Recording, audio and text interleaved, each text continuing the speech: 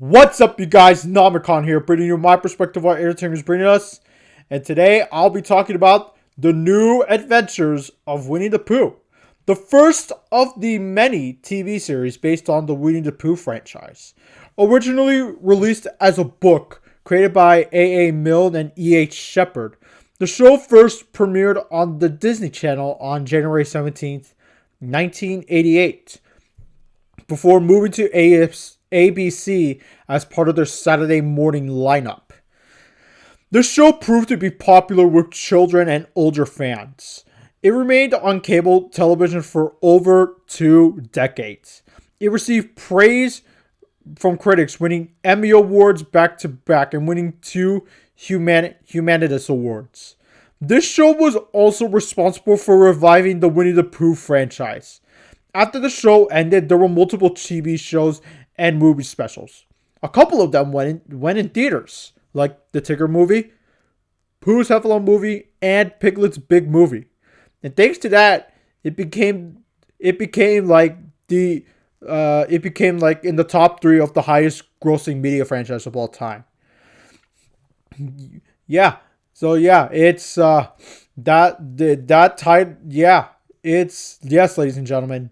While Pokemon may still be the highest grossing media franchise of all time, the Winnie the Pooh franchise is not far behind.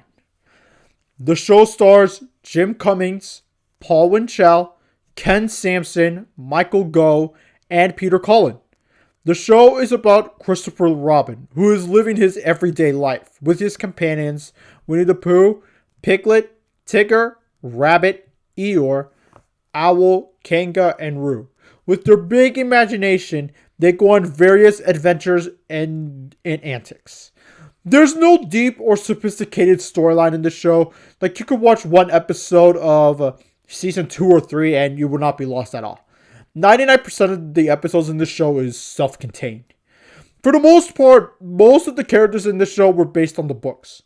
All except for one major character, Gopher. This show was where he was introduced to the franchise. Disney created him in order to appeal the IP more to Americans. I'm not sure if I agree with the idea, but hey, I like Gopher, so I don't mind his inclusion. He actually fits in with the group. This show actually included a lot of original content to deviate itself from the books. Of course, I mentioned Gopher, but there were more characters they introduced too, like Kessie, a young blue bird, and it also introduced Woozles and Heffalumps to the franchise. Another thing that deviated itself from the books was its strong messages to many people, and those things were honesty, responsibility, persistence, and cooperative effort. They put all these in order to Americanize the show, and it works pretty well, I would say. The New Adventures of Winnie the Pooh was a show that I watched constantly during my youth. I had multiple VHS tapes on some of the episodes of the show. When I recently went back and watched it, all those forgotten memories I had with the series came back. It reminded me of the simpler times. The show still holds up. Animation is absolutely top notch. The way Disney made these shows around that time are just simply timeless. And they look great as well. Modernizing A. Milne's characters, but still kept the traits that made them iconic.